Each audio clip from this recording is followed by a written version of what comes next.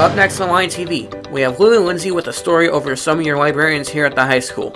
Jordan Bowman with some sports updates over the Cersei Lions' last football game. And me, Linus Bowman with your weather updates. All that and more, and Lion TV starts now.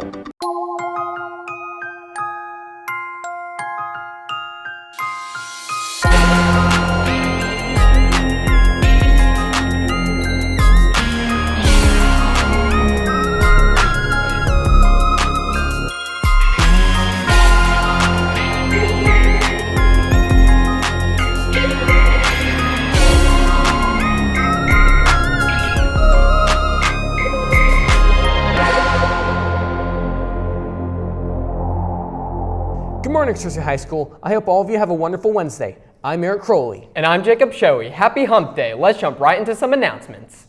The first meeting for the Beta Club will be held on September 20th at 7:35 in the library. The second pep rally of the year is happening this Friday in the Lion Arena with the theme of Beverly Hills. During this pep rally, all sweethearts for each club will be announced.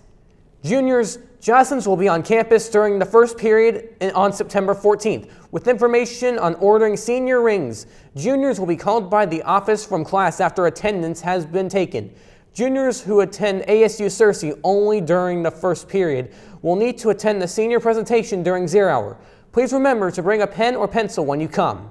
The annual White County Fair Parade took place on Saturday. Cersei schools had appearances from Cersei Cheer and Cersei Lions football team. Also, the Sound of Cersei marched in the parade after having to miss the parade the previous year. Seniors, also be on the lookout for a QR code on the hallway TVs for 2024. Senior yearbook ads and tribute forms. Payment should be sent to the school, either to the office or directly to Ms. Cook in room 110. You can send cash or a check made out to the SHS yearbook. The deadline is September 30th. You may think the library is just for checking out books, but it turns out they do much more. Lily caught up with some of the library workers to see how they are helping U.S. students. With many changes going on this school year, our library has remained a constant. Christy Hart and Kim Langley have taken on new positions within the department and give us an inside look on the roles they have in preparing for tests, helping new students to the district, and telling us how relationships with students and staff help their day-to-day life. I organize testing for our school state tests, specifically PSAT, ACT for juniors, our new Atlas test. I do the organizing of those tests, which are the ones the state requires us to do. And I make sure students are in those portals and have what they need, and then I help teachers test. I have a lot of classes that come in for testing and things like that, and that's pretty important, but I'm sure I will learn as the year goes by. As new students enter our district throughout the school year, there are several things that need to be completed. The first 2 weeks are very hectic. Because we're getting registrations done, new students in, and we're still getting new students to this day. So day to day, it's getting new students, getting their emails to Kim, making sure Kim has devices to check out to those students, devices coming in that are broken that we need to replace, making sure that's done. And right now I'm getting ready for the PSAT NMSQT, so I'm organizing that and making sure all the students have turned in the registrations that want to take the test. Along with all the work that goes on in the Cersei High School Library, our Cersei High School Library staff takes pride in ensuring all students feel welcome and wanted in our library, including the new students to the district. Welcome them, help them set up their passwords, things like that. This helps the day go a lot easier. Kids that come in here, there is either a need, like they need something done, or they need something printed, because we do offer that service. They're able to come in here because they want to come in here, or they need to come in here, not because they have to come in here. And that makes it easier to build those relationships. And It helps my day a lot, because I can be having a bad day and one of them will come in and just smile or ask how my day is, and your whole day turns around. It makes a difference. Miss Hart and Miss Langley are working hard to ensure all students feel welcome and wanted in our SHS library. when I was growing up, a library was a place you didn't go, you didn't talk, you went, you sat, you read, whatever. I'm hoping that the atmosphere in here will get more relaxed. I'm meeting new kids, but I think that's important, so they will feel welcome and can talk to you. Anything and everything that we can provide, because that's what we are. We're here to provide a service for these students. With all the responsibilities these ladies have, it's important to show our gratitude and appreciation for all their hard work. Now, back to the news desk. Wow, I didn't know that much happened behind the scenes in the library. Me neither. I wonder what's been going on in the world lately.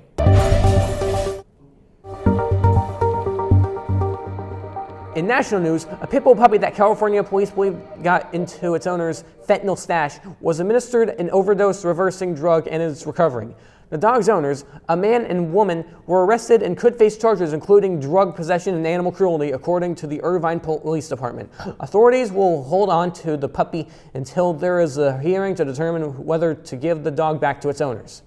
A Philadelphia police officer, Mark Dial, who shot and killed a driver, turned himself in on Friday and was charged with murder in the man's death. Police body cam footage of the fatal shooting shows Dial firing his weapon at close range through the rolled-up driver's side window of Irizarry's sedan during a vehicle stop on August 14th. Dial shot Irizarry about 7 seconds after getting out of a police SUV and striding over to Irizarry's car, according to the video. He fired a total of 6 rounds. Dial was released on a $500,000 bail on Friday and was due in court later this month on a preliminary hearing on the charges. In local news, Arkansas Governor Sarah Huckabee Sanders on Friday proposed shielding a broad range of records above her administration, travel, and security from public release, as she is called for a special legislative session next week focusing on additional tax cuts. The Arkansas State Police is being sued by an attorney and blogger who's accused the agency of illegally withholding records about Sanders' travel and security. Wow. I think it's starting to get chilly in the studio. Maybe it's finally starting to feel like fall. Let's check in with Linus to see if that's the case. Good morning, Cersei. I'm Linus Bowman with your weather update. Today will be partly cloudy with a high of 82, rain at 6% chance, winds at northeast at 9 miles per hour, humidity at 59%, and sunrise at 6:48 a.m. On to tonight. Tonight will be partly cloudy with a low of 59, rain at 5% chance, winds at north-northeast at 8 miles per hour, humidity at 69%, and sunset at 7:16 p.m. On to the almanac. The average temperatures will be a high of 85, low of 63, with a 3.83 inches as a monthly average of precipitation. Month to date, 0.26 inches. On to the 5cast. Thursday will be mostly cloudy with a high of 83, a low of 58, a 2% chance of rain, and Friday will be sunny with a high of 83, a low of 58, and an 8% chance of rain. Saturday will be mostly cloudy with a high of 85 and a low of 60 with a 6% chance of rain. Sunday will be sunny with a high of 86, a low of 56, and a 5% chance of rain. Monday will be partly cloudy with a high of 87, a low of 58, and a 4% chance of rain. Wow, seems it's going to be a little sunny, but mostly cloudy. Looks like I'm going to have to keep the short sleeves on for a little while. I'm getting really hungry. What's for lunch, Jacob? Today for lunch we'll be having chicken spaghetti, classic cheese pizza, seasoned beef taco meat, ham and cheese sub, and milk. That's making my stomach grumble. Make sure to thank the lunch ladies and staff in our cafeteria. Hey, Eric, do you know how well the football team did last game? The only sport I'm up to date is with esports. Well, luckily we have Jordan Bowman to give us an update on the game and more. Let's hear it, Jordan.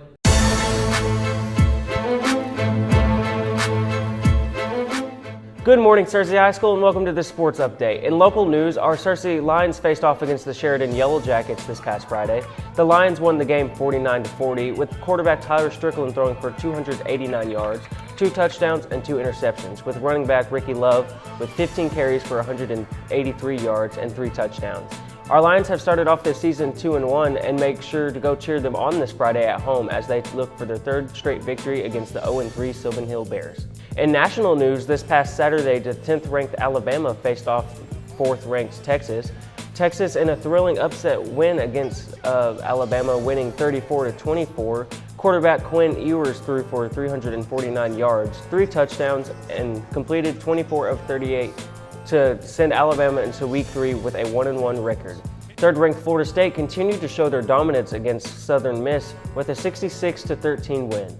The Seminoles go 2-0 into Week 3, while the Golden Eagles with a 1-1 start to the season. In the NFL, they had their Week 1 this past weekend. In the Thursday night game, the Lions took on the Kansas City Chiefs. Kansas City missing tight end Travis Kelce and defensive tackle Chris Jones, it made the Lions' victory a little easier to obtain. The Lions' final score was 21-20. Jared Goff threw for 253 yards, 1 touchdown, and completed 22 out of 35 with his passes. While Mahomes struggled to get his offense in sync, he threw for 226 yards, 2 touchdowns, and 1 interception, and completed 21 out of 39 passes. The Dolphins took the Chargers in an amazing back-and-forth game. Tua Tagovailoa threw for 466 yards, 3 touchdowns, and 1 interception, while completing 62% of his passes, with Tyreek Hill having 11 receptions for 215 yards and 2 touchdowns, to upset the Chargers with a 36-34 ending score. On Sunday Night Football, the Dallas Cowboys took on the New York Giants. With the first drive, the Giants drove down the field into scoring range and then had a fumbled snap that forced them to kick a field goal, which was blocked and returned for a touchdown. The Cowboys defense continued to terrorize Daniel Jones all night with 2 interceptions, 7 sacks, 3 forced fumbles, and 2 recovered, and 12 QB hits. The Cowboys start off the season 1-0 with a 40-0 blowout against the Giants. Well, Cersei, that's all the sports updates I have for you this Wednesday. Now back to the news desk. Thank you for those sports updates, Jordan. That's all the time we have for you today, Cersei. Don't forget to subscribe to our YouTube channel at Cersei High Lion TV. And to follow us on X at Lion TV, Instagram at Cersei Lion TV, and on Facebook at Cersei High Lion TV. Signing off, I'm Eric Crowley. And I'm Jacob Shoei. Have a great rest of your Wednesday morning, and we'll see you Friday, Cersei.